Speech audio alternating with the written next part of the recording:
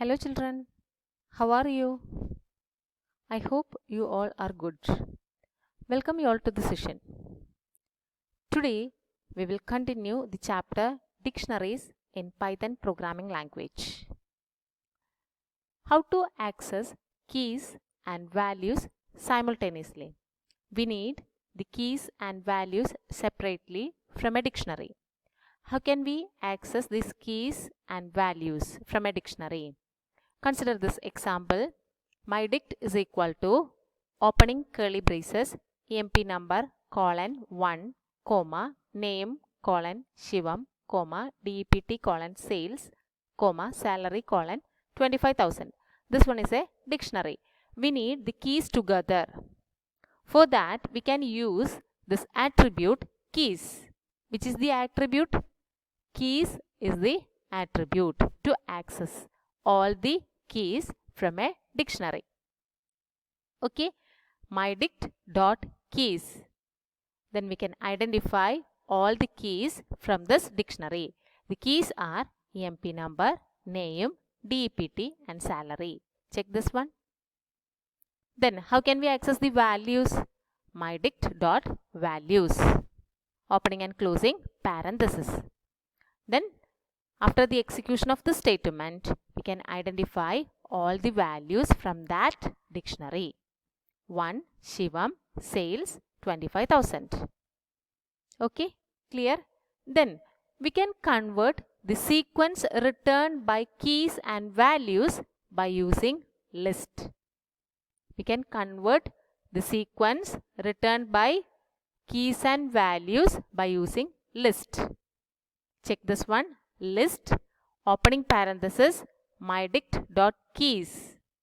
Then we are converting this keys to list. emp number, name, DEPT and salary. This one is a list. We converted to list type. Then list, opening parenthesis, mydict.values. Closing parenthesis. We can identify all the values as a list. Okay, clear? Then next one, characteristics of a dictionary. First one, unordered set. A dictionary is an unordered set of key colon value pair. Unordered collections. Okay, it is not a sequence. Unlike a string, tuple and list, a dictionary is not a sequence because it is unordered set of elements. The sequences are indexed by a range of ordinal numbers. Hence, they are ordered. But a dictionary is an unordered collection. Dictionaries are indexed by keys, not numbers. Dictionaries are indexed by keys. Keys are immutable type.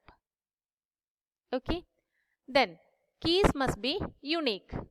In a dictionary, we can see the key in one time. That means that's a unique value.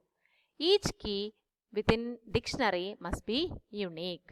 However, two unique keys can have same values. We can use the same values for different keys. Okay? Two unique keys can have same values. Okay.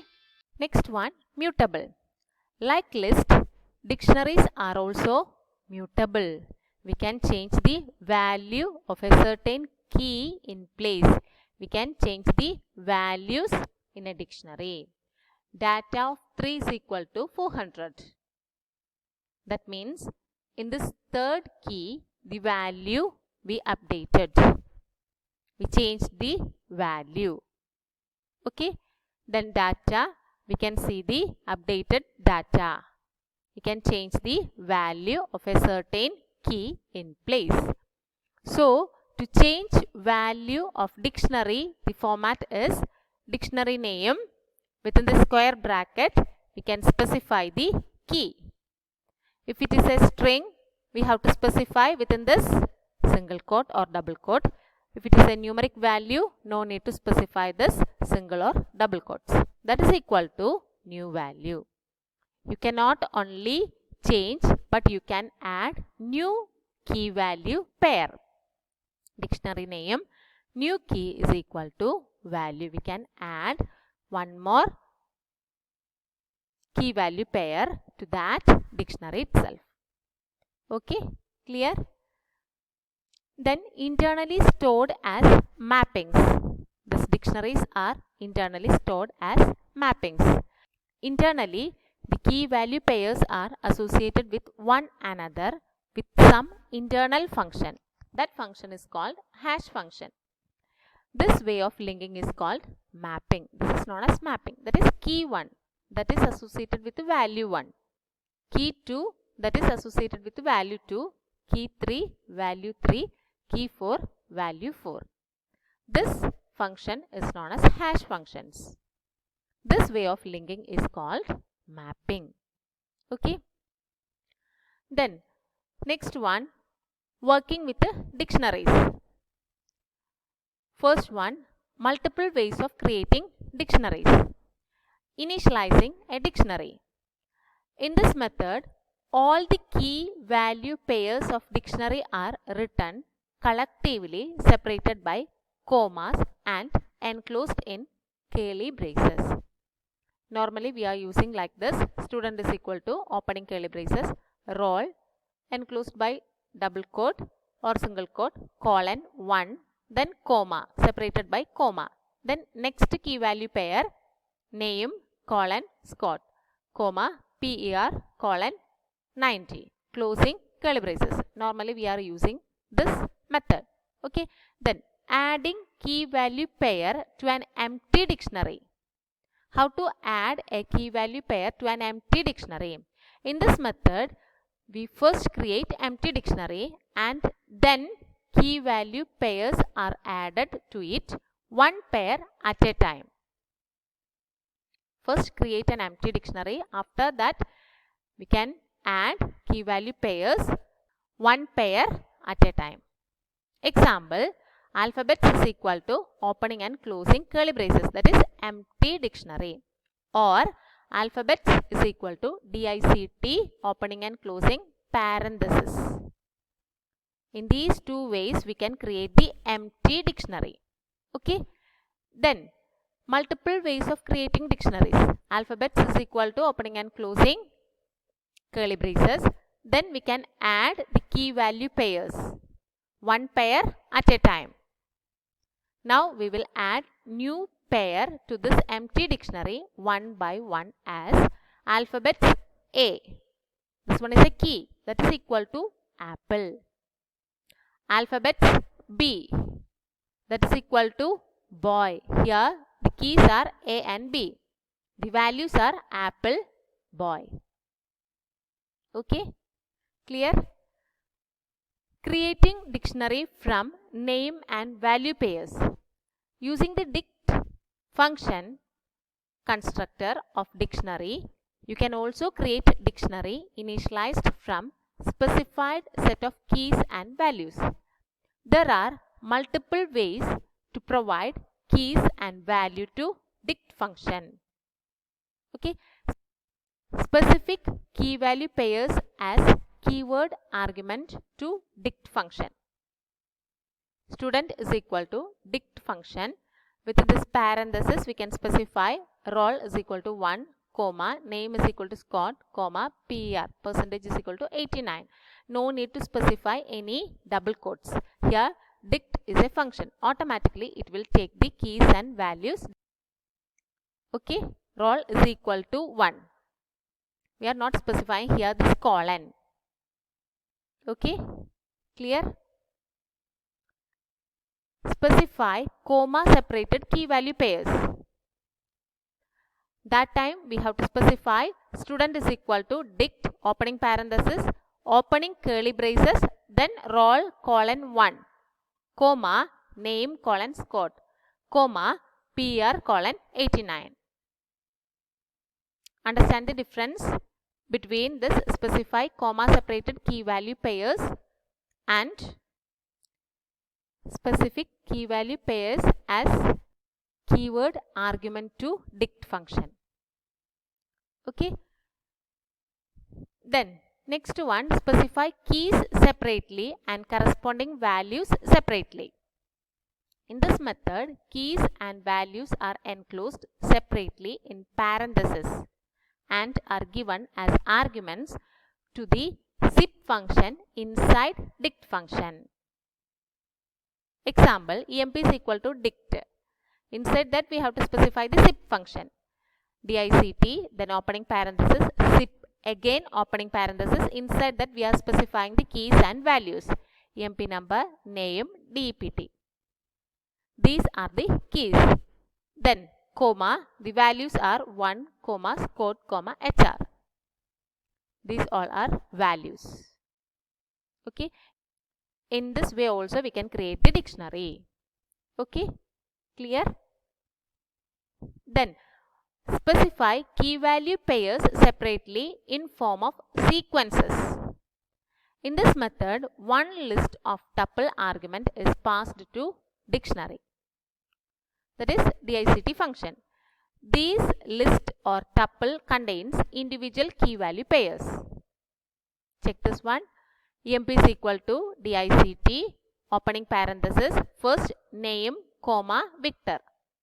Then closing square bracket, comma, the next one dept sales. Specify key value pairs separately in form of sequences. This one is a sequence, this one is another sequence. Here we specified the sequences as list. Name is the key, Victor is the value, dept is the key, sales is the value.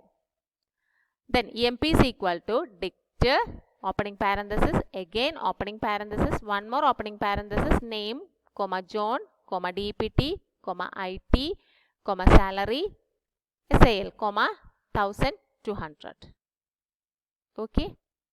Clear? Next one, adding elements to dictionary. How can we add elements to dictionary?